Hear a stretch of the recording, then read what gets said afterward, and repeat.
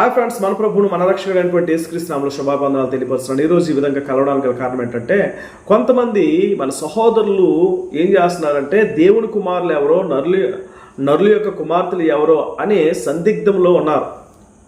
దేవుని యొక్క కుమారులు ఎవరు, నరుల యొక్క కుమార్తెలు ఎవరు అని చాలా తలగొట్టుకుంటున్నారు. దేవుని వాక్యము మర్మమైనట్టుగా లేదు.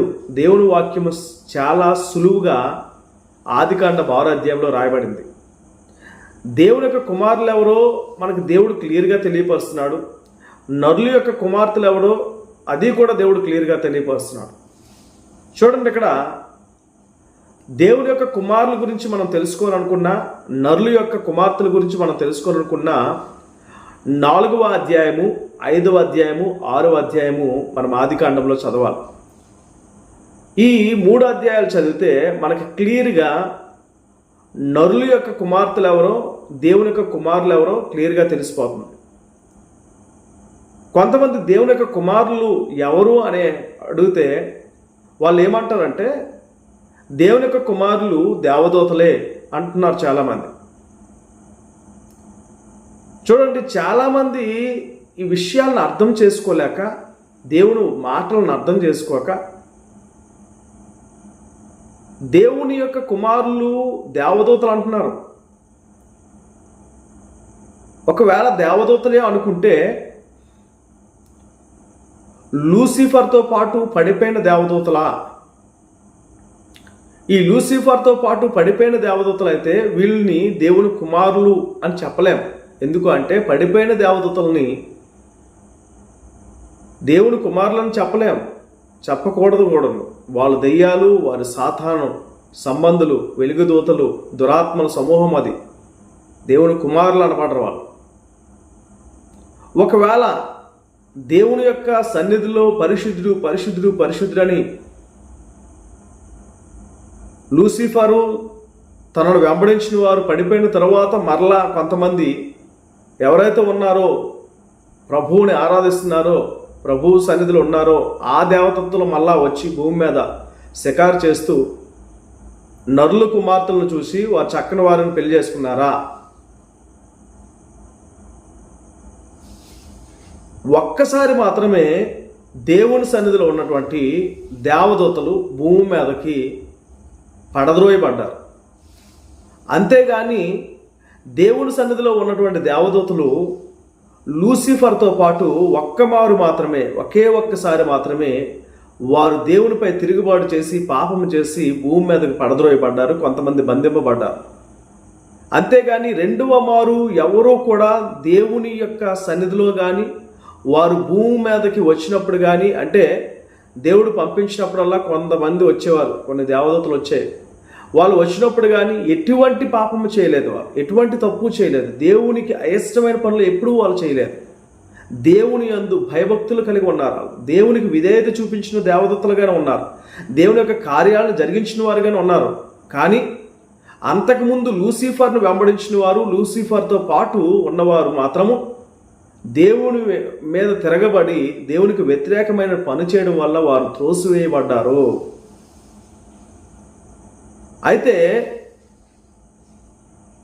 నేను అడుగుతున్న ప్రశ్న ఏంటంటే, త్రోసివేయబడిన వారా నరుల యొక్క కుమార్తెలను చూసి పెళ్లి చేసుకున్నారు, లేకపోతే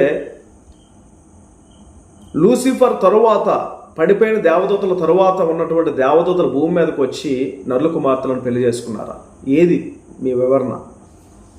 ఎందుకంటే చాలామంది అమాయకులైనటువంటి వారు, వాక్యము అవగాహన లేనటువంటి వారు వారి యొక్క రక్షణను కూడా కోల్పోయేటట్లుగా మీరు చేస్తున్నారు.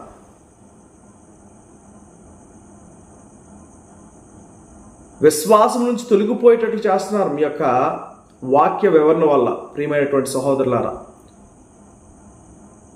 కనుక దేవుడు అంత మర్మమైనట్టుగా ఇక్కడ రాయించలేదు. వాక్యాన్ని చాలా సింపుల్గా సులువుగా రాయించాడు. అక్కడ మనము చదువుకుంటే 4వ అధ్యాయం, 5వ అధ్యాయం, 6వ అధ్యాయం, నేను ఎక్కువ టైం తీసుకోవాలనుకోవట్లేదు, చక్కగా వివరిస్తున్నాను. చూడండి, దేవుని యొక్క కుమారులు ఎవరు అనేది మనం తెలుసుకోవాలంటే ఆదికాండం 4వ అధ్యాయం, 5వ అధ్యాయం మనం చదివితే చక్కగా అర్థమైపోతుంది. అక్కడ దేవుడు ఎవరిని ఏర్పాటు చేసుకున్నాడు అంటే, దేవుడు ఆదామును సృజించాడు తన పోలికలో, ఆదామును సృష్టించిన తర్వాత ఆదాము తన పోలికలో ఎవరిని కన్నాడంటే షేతును కన్నాడు. షేతు నుండి వచ్చినటువంటి వంశావళిలో ఉన్నటువంటి వ్యక్తులందరూ కూడా సేతు వలె జీవించారు. ఆదాము నుండి వచ్చినటువంటి సేతు యొక్క వంశావళి నుండి వచ్చినటువంటి ప్రతి వ్యక్తి కూడా దేవుని యొక్క కుమారుడిగా ఉన్నాడు, దేవుని యొక్క పిల్లలుగా వారు ఉన్నారు. ఎందుకంటే దేవునికి భయభక్తులు కలిగి దేవుని నామంలో ప్రార్థన చేసిన వారుగా ఉన్నారు. వాళ్ళు దేవునికి విధేయత చూపించిన వారుగా ఉన్నారు. చూడండి, దేవుడు ఆస్వాదించాలి, లేకపోతే దేవుడు భూమి మీదకి రక్షణ పంపించాలి, యేసుక్రీస్తు లోకానికి రావడానికి దేవుడు ఏర్పాటు చేసుకున్న సంతానం ఏదైనా ఉందంటే అది సేతు సంతానమే. సేతు సంతానం నుండి వచ్చిన ప్రతి ఒక్కరిని కూడా దేవుడు తన పిల్లలుగానే అంగీకరించాడు. అందుకే దేవుని యొక్క కుమారులు ఎవరు అంటే ఆదాము యొక్క కుమారుడైనటువంటి సేతు యొక్క సంతానం నుండి వచ్చినటువంటి ప్రతి ఒక్కరు కూడా దేవుని యొక్క కుమారులుగా పిలువబడ్డారు. అక్కడ నరుల కుమార్తెలు ఎవరు అంటే ఆదాము యొక్క కుమారుడు, జ్యేష్ఠ కుమారుడు అయినటువంటి కయీను యొక్క సంతానమే నరుల యొక్క కుమార్తెలు. దేవుడు ఆదాముకి జ్యేష్ఠుడిగా కయీనుని ఇచ్చినా సరే కయీను దేవుని యందు భయభక్తులు కలిగిన వాడుగా లేడు, దేవునికి విధేయత చూపించిన వాడుగా లేడు. కనుకనే దేవుడు కయీను ద్వారా ఈ లోకానికి రక్షణ తీసుకురావాలి అని అనుకోలేదు. ఎందుకు అంటే కయీను విధేయత చూపించలేదు కనుక. కానీ సేతు విధేయత చూపించాడు కనుక తన ద్వారా ఈ లోకానికి రక్షణ తీసుకురావాలనుకున్నాడు. తన సంతానం నుంచి ఈ లోకానికి రక్షణ తీసుకొచ్చాడు. అందుకే దేవుని చేత వారందరూ కూడా నడిపింపబడ్డారు కనుక వారందరూ కూడా దేవుని పిల్లలైనారు. కానీ కయీను దేవునికి అవిధేయత చూపించడం వల్ల కయీను దేవుని కుమారుడిగా ఎంచబడలేదు. కయీను యొక్క సంతానం కూడా దేవుని యొక్క కుమారులుగా లేకపోతే కుమార్తెలుగా అంగీకరించబడలేదు. వారందరూ కూడా నరుల యొక్క కుమార్తెలుగా అంగీకరించబడ్డారు. అయితే ఈ సేతు యొక్క సంతానమైనటువంటి వారు నరులే గనుక, ఈ కయీను యొక్క సంతానము కూడా నరులే గనుక ఈ నరులు చూసినప్పుడు ఈ నరులు చాలా చక్కగా ఉన్నారు. ఎవరు అంటే కయీను యొక్క సంతానం ఉన్నటువంటి ఆడవారు చాలా అందంగా చక్కగా ఉండడం వల్ల ఈ దేవుని పిల్లలుగా దేవుని కుమారులుగా ఉన్నటువంటి ఈ యొక్క సేతు సంతానమైనటువంటి వీళ్ళు ఏం చేశారంటే వారి చక్కని వారిని చూచి వారిని వివాహం చేసుకున్నారు. ఇది అండి యాక్చువల్లీ. అప్పుడు ఏం చేశారంటే ఈ నరుల యొక్క కుమార్తెలను ఎప్పుడైతే దేవుని యొక్క పిల్లలు పెండ్లిళ్ళు చేసుకున్నారో వారు చెడిపోయారు బాగా.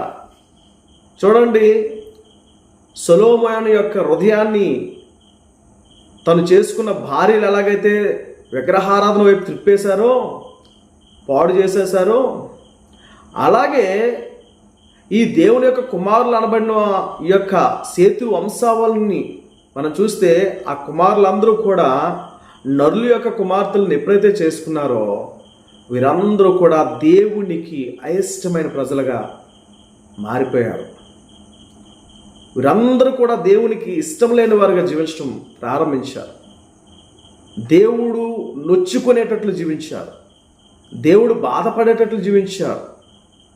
అయ్యో, నేను ఏర్పాటు చేసుకున్నానే వీరందరినీ, నా పిల్లలుగా వీరిని ఉంచానే, నా కుమారులుగా వీరిని జీవింపచేశానే, అయినా వీరు ఇలా చేశారేంటి అని దేవుడు నొచ్చుకునేటట్లు వీరిని చేశారు. దేవుడు నొచ్చుకునేటట్లు వీరు చేశారు. కనుకనే దేవుడు ఏం చేశాడంటే, అయితే వారిలో నోవాహు మాత్రము దేవునికి విధేయత చూపించిన వాడుగా ఉన్నాడు. అందుకే నోవాహు తండ్రి ఏం చేశాడంటే మనుషులందరికీ నెమ్మది కలుగుతుందానికి, మనుషులందరి జీవితంలో గొప్ప మార్పు రాబోతుందని, ఇతని ద్వారా రావాలని చెప్పి నోవాహు అని పేరు పెట్టాడు. నెమ్మది కలగాలి మనుషులందరికీ.